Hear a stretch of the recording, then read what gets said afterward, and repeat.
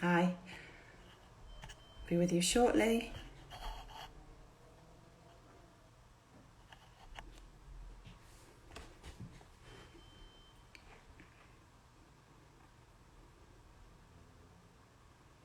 Just waiting for a few more people to join. Welcome. Good evening. Hi.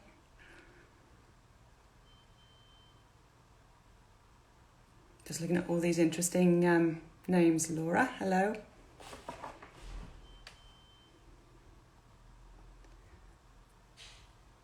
Just give it 2 more minutes if that's okay.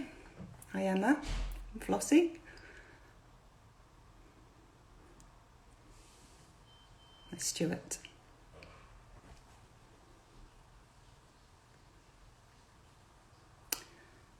So we'll just give it 1 more minute. Another Laura, welcome. And Kelly. And lots of people joining. I'm waiting for a very special guest from South Africa, so hopefully he'll... Aha, this could be him. Yes, we go. Okay. So, as soon as I see him, I shall begin. Perfect, he's connecting now. Yeah. Hello, hi, welcome. Hi. So we've got plenty of people just joining us now, so we'll just wait a few more seconds and then I'll do the introductions. Nice to see you. Okay, great. Thank you. Okay. So, welcome everybody. Welcome to Care Fertility's Instagram Live. I'm Alison Campbell. I'm Care Fertility's Group Director of Embryology. And tonight we have a live Q&A event focusing on male infertility.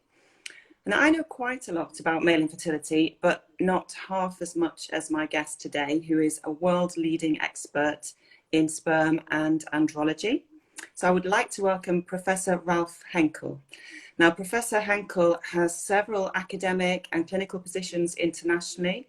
He's an editor-in-chief of Andrologia. It's an important journal which focuses on male infertility.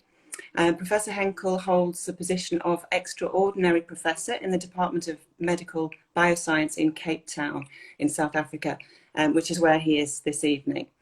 He's also a visiting reader at Imperial College London, an honorary professor in Peru, and he's the chief scientific advisor for Logix Pharma in the UK.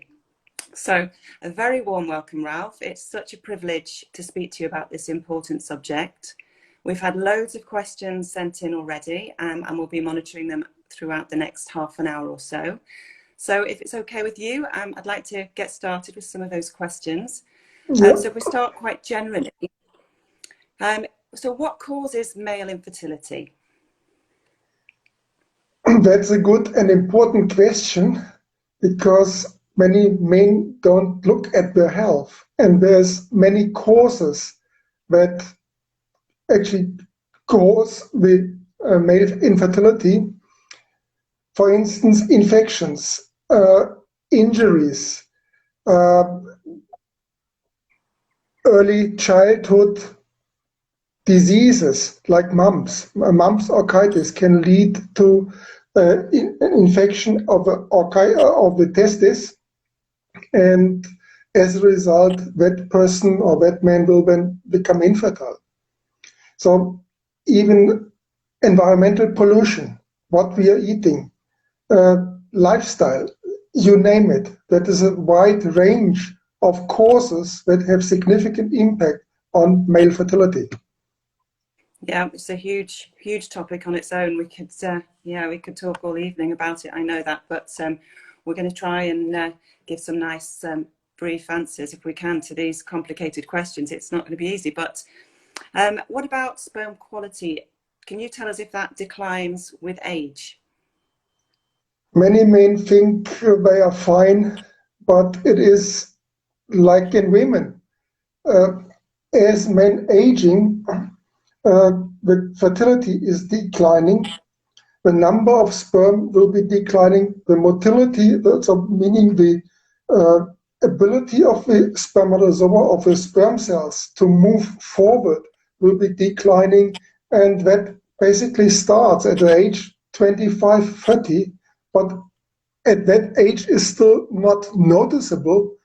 But if it is going further and when becoming older, then we will see significant decline, also from the perspective of a DNA quality. It is not that we are then talking about blue eyes or blonde hair, whatever, or intelligence. It is just damages to the DNA that are then set while men are aging. Great, yeah, that's really helpful. So how can we test for this, for sperm quality? So what are the main diagnostic tests that we can do? According to the WHO, the World Health Organization, we start with normal physical examination and then a semen analysis, which includes the testing and counting of sperm numbers, the sperm concentration in the semen. It looks at the motility, so meaning the ability of spermatozoa, of the male sperm cells, to move forward, of the morphology, and some other parameters. Great, yeah. And there are lots of complicated terms that we use, so if we can try and decipher some of them. And then, yeah, I'm listening. So we've got oligosospermia. So when we talk about, we've got numbers, we've got motility, and we've got morphology, the shape of the sperm head. Yes. And sometimes we'll do a semen analysis and find that all of those parameters are below normal limits. So can you tell us what does that mean then in simple terms when we have oligosospermia? First of all, we must understand the concept of a probability, because if you imagine you're a male sperm cell, your chance of fertilizing an oocyte successfully is 1 in 200 million. That is less chance when winning the jackpot in lotto. So the more motile and the more normal sperm and functional sperm we have, the higher is the probability. And with patients where we have the so-called oligosospermia, meaning there's too little sperm in the ejaculate, this chance to fertilize is decreasing significantly. The same is the case if we look at a poor motility. The less the general motility is, the lower is the chance of a sperm to be able to fertilize an oocyte.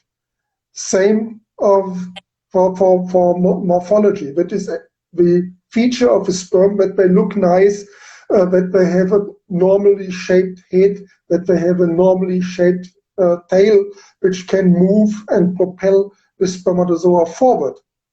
So if all these three conditions, too little sperm, poorly motile sperm, and poorly shaped sperm have together, which is basically the worst condition that we have, apart from azoospermia, where we have no spermatozoa in the ejaculate, then we have an oligoactinoteratozoospermia syndrome. Yeah, and of course that can make conceiving spontaneously, naturally, very difficult. Yes. Whereas at least when we do assisted conception, we can prepare the semen sample, we can concentrate the sperm into a smaller volume to try and increase the chances of fertilization and success. So the next question was sent in. It's asking, so does a low or poor sperm count mean that you need to have donor sperm? Not necessarily. Again, it depends on the quality of the sperm that we can isolate in the laboratory. Of course, if the number of the sperm is low in the semen, we have to go for assisted reproduction. And then we try in the laboratory to isolate the most functional and most motile spermatozoa. So that is not only, okay, there's low sperm count or low motility, we automatically go for a donor insemination. That is not the case. Yeah. We just had an interesting question from Haley. So is there a known reason why white blood cells can be high in a sample? It doesn't necessarily mean there's an infection, I suppose. And actually, sometimes I would say, Haley, from my experience, some clinics might report white blood cells presence, but they might not actually be white blood cells. They can be round cells that look similar. So there are tests that we can do. So Ralph, what can you tell us about the presence of white blood cells in a sample? We must first understand the function of white blood cells. They are there to defend the body against any infection. And if there is leukocytes or white blood cells in the semen, that is an indication of an infection. So then we must check that patient, is there truly an infection that can then be treated with an antibiotic? Yeah. On the other hand, it is also normal that ejaculates have white blood cells. That is really purely normal, and the range, even in fertile men, can be high, but the probability of having high numbers of leukocytes or white blood cells in the semen in infertile men is much higher. And if these leukocytes are then activated, so that they then release the defending substances to combat pathogens, bacteria in the semen, then these substances will also attack sperm, which are in turn very susceptible to these substances, and then can be damaged, and thereby actually decreasing the male fertility. Great, and that's fascinating. We've got a question from Monica. It's about obstructive azoospermia due to the cystic fibrosis gene mutation. So can you tell us a little bit, so obstructive azoospermia, there's a blockage so the sperm can't come out properly. And does that affect sperm quality? I mean, and whether it's different if it's associated with the cystic fibrosis mutation or it's caused by another reason? Obstructive azoospermia can be caused by cystic fibrosis. Yes, that's correct. And in that case, we would then have to go into the testis or into the epididymis to isolate spermatozoa for an assisted reproduction. But it can also be caused a blockage due to injuries, infections in the genital tract system, whatever. So there's different options as well. So it's not only the cystic fibrosis. No, that's right. And so we use surgical procedures to recover sperm in these cases. Yes. Really effectively, actually. And we find high quality sperm often and have excellent success rates. So that's correct. There might be a challenge to get hold of them. It doesn't necessarily mean that the quality of the sperm will have been affected. So what are considered normal levels of progressive motility? According to the WHO, progressive motility, which is a forward progression of motility, the percentage of spermatozoa which show this pattern of motility should be more than 32%. Yeah. And do you think it's accurate the way we measure progressive motility? I mean, mostly it's done by people like me with a microscope. What do you feel about the accuracy of that? That is still under very lot of discussions, because there is also much of criticism of the latest WHO manual, which we have to follow, of course, to have at least some standardization, because each and every technologist will then judge the motility in a different way. And then we will have a higher variability of the results, and therefore there will be a wider range of accuracy. So that is not that we say, okay, 32% is fine, and the next technologist will then say, I only detect here in this the same patient maybe only 30%, and that is when an asphenozoospermia with poor motility. So there is a wider range, and that's why there's a lot of criticism of the WHO manual, and we are looking actually for better options to diagnose male fertility.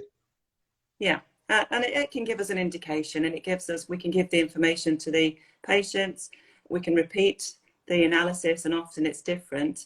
And we can look, and we're starting to introduce more automated methods, so computer-assisted semen analysis, which should hopefully give us greater accuracy. Yes. So should we talk a little bit about what people out there can do to improve sperm quality? Now, this is a really important question, and if you're trying to conceive, obviously you want to optimize everything you possibly can. So what can they do to improve the chances of improved sperm quality? Number one, and the first step should be improve lifestyle. What we are seeing over the past decades is a general decrease in male fertility, or infertility in general. And this goes along with point one, with an increase in environmental pollution, which has direct impact on fertility.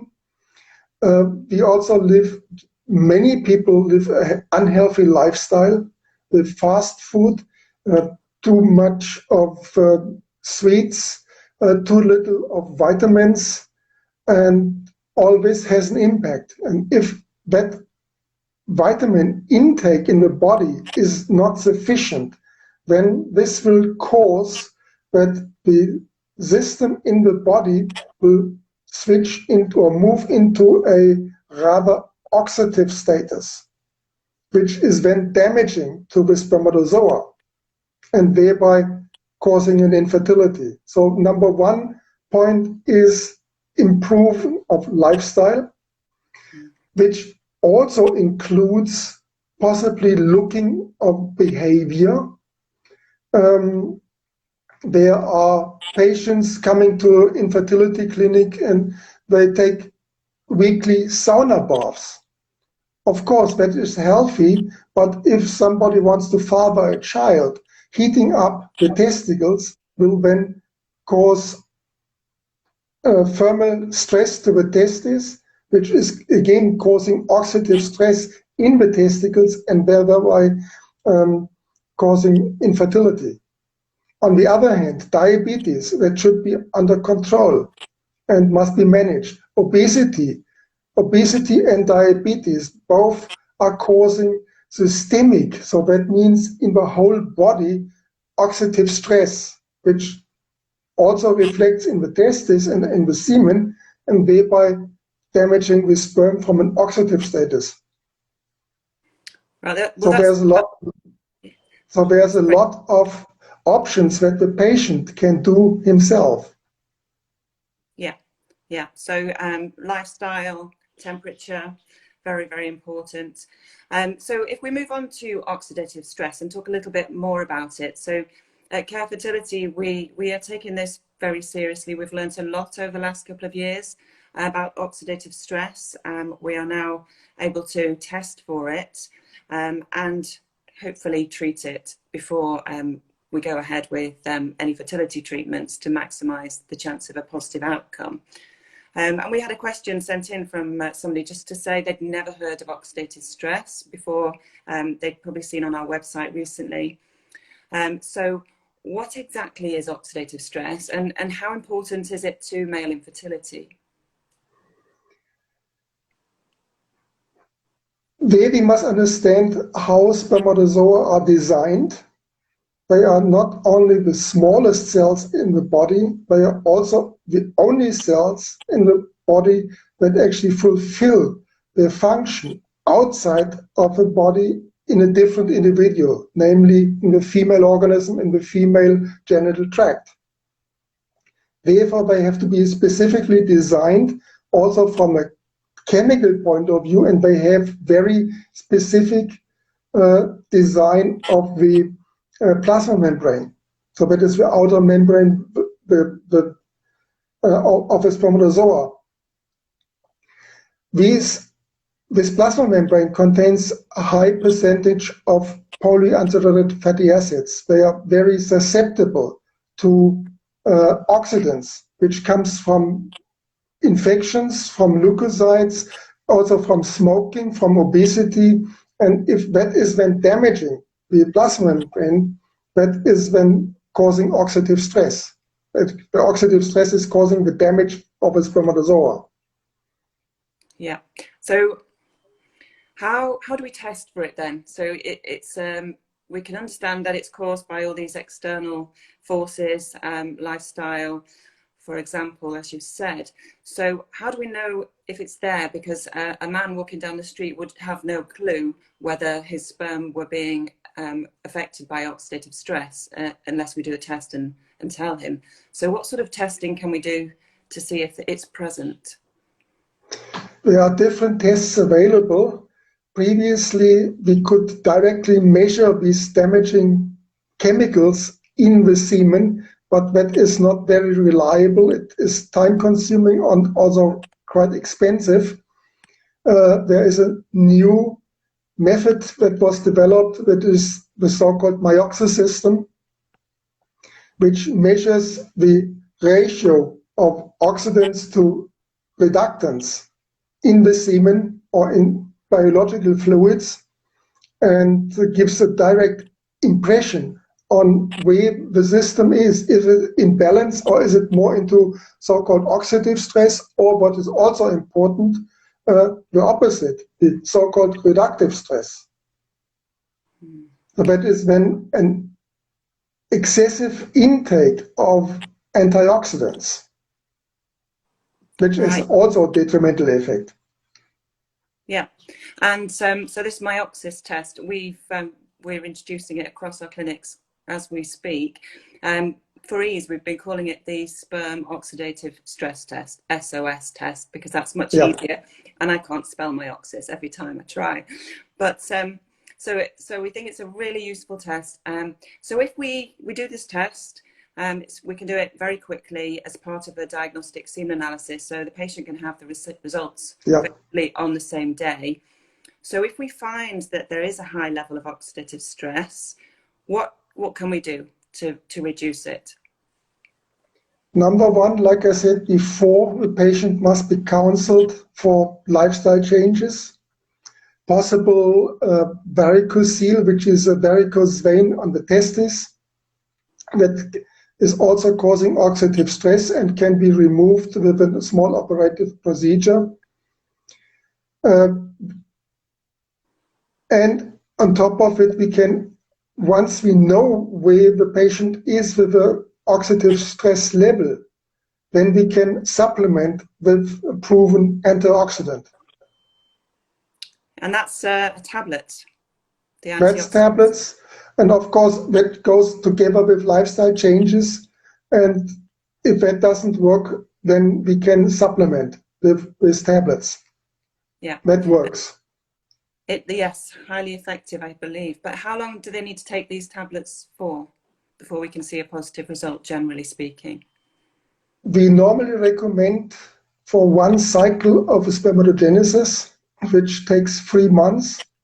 So if a patient takes the tablets for 3 months or 4 months, that should be fine. We should then see the difference and the improvement. Yeah. And can the antioxidants and the lifestyle changes start having a positive effect even sooner than that? Yes, of course. What we also see is once patients are counseled, they change the lifestyle. And with a change of lifestyle, the balance in the body goes back to rather normal. Cessation of smoking, less alcohol intake, all this contributes. And if we avoid this, then the body comes back to normal. So all this contributes. That's a multifactorial effect that we see the on the male fertility. Yeah. And so can we say that if we reduce the oxidative stress, will we definitely see an improvement in the sperm count and sperm motility? How effective is it? It is effective, yes, but we must also consider that, again, reproduction is not, we are not machines, and each patient is different, each individual is different, and we have contributing factors. So oxidative stress is one major, of course, contributing factor to male infertility, but it is not 100% given that the patient is, after the treatment, is then fertile. So there we must then see what else is possibly the cause of the infertility. Yeah, and we had a question from a guy who said that he's already living a very healthy lifestyle and he takes lots of antioxidants, but he's still not conceiving. So do you have any advice for him? We would then have to check the oxidative stress level, point one. And if he is telling me that he is living a healthy lifestyle, I would have to inquire, what is he doing? I had a patient here in South Africa. We had recurrent pregnancy failures. I was requested to do a DNA test, which in the end was still inconclusive when I consulted with the patient. And she also told me, we are so healthy. My husband is cycling and he is taking lots of antioxidants, and I am also taking all these antioxidants. I said, that can be a problem. And I mentioned that before. It's not only the oxidative stress, it can also be the reductive stress. And reductive stress is as dangerous as oxidative stress. I recommended for this couple that they stop, number one, the husband, the cycling, because that is giving up pressure on the pelvis, thereby the blood circulation in the testis, the blood supply to the testis is compromised.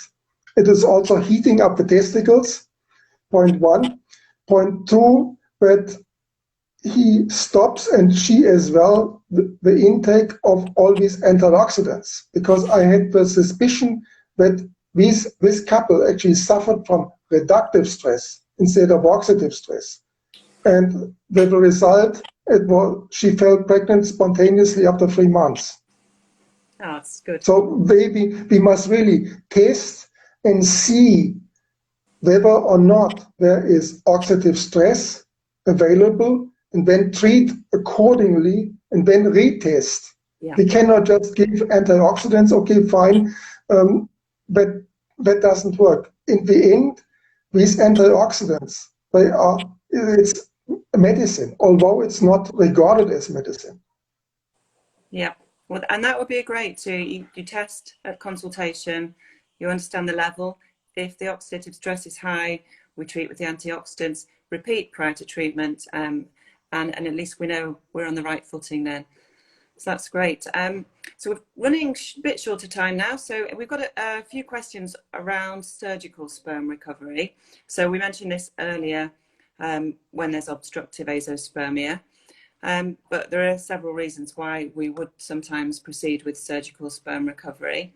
And we've got a question here which says, what are the chances of finding sperm through microteasy? So if you could explain what microteasy is first, and then tell us what the chances of finding sperm may be. Microteasy is a microsurgical operation on the testis where the patient is in the urology, and when the testicles is opened, and we are looking for functional tubuli seminiferis, so that is these tubules where the sperm production takes place. The success rate, of course, that depends on the conditions that that patient shows. For instance, if we're talking about patients with an orchitis, which is a inflammation of the testicles, when we have a sperm retrieval rate of about 96%. However, if we are talking about a patient with a so-called idiopathic infertility, then the sperm retrieval rate is only about 33%. So that really depends strictly on the condition, what is the patient presenting with. Yeah, great, that's helpful. And then what are the chances of IVF success after sperm retrieval following a vasectomy? Yeah, that many men think vasectomy is cheap. It is easy to be done. Yes, that is correct. But think of a pipe, which is what the male reproductive system is. And you put in water on the one end from the testes. The testicles are producing the sperm and liquid, and the pipe is open and it can move out. Now all of a sudden you close that pipe. What will happen? If it is a soft pipe, then it will blow up like a balloon. And this is what is happening. We will then see a so-called epididymal blowout, that liquid is leaking out in the epididymis, thereby can cause epididymal inflammation, building up pressure that goes back into the testicles, and then it is damaging spermatogenesis, or sperm production in the testicles. A vasectomy is reversible, yes, after about 3 to 5 years. But if it stays longer, and the longer it stays, the less is the chance that it will be reversible. And the more damage is done to the sperm cells and to the sperm producing cells in the testicle, the less is the chance that we will find viable sperm for an assisted reproduction. So that really depends for how long the vasectomy was actually be. Yeah, it's quite a complex area, and so many different scenarios. But you've been brilliant. You've answered the question so well, and it's been an absolute pleasure. So we'll tie up now. But if people want to send their questions in to us, then we'll try and answer them. And there are some other questions that we've not had time to get to, so we can go through them together if that's possible. And just to say also to people watching, if you want to have a look on our website, we've got some really good blogs about semen analysis, deciphering the semen analysis, all about oxidative stress, which we've heard and learned about this evening.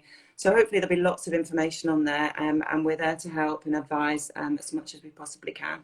So with that, I would like to say thank you very much, Professor Henkel. You've been amazing. It's a pleasure to talk to you, it really is. So have a lovely evening, everybody, and we'll hopefully see you soon. Thank you very much for having me. You're welcome. Thank you. Thank you. Bye. Bye. Bye. Bye.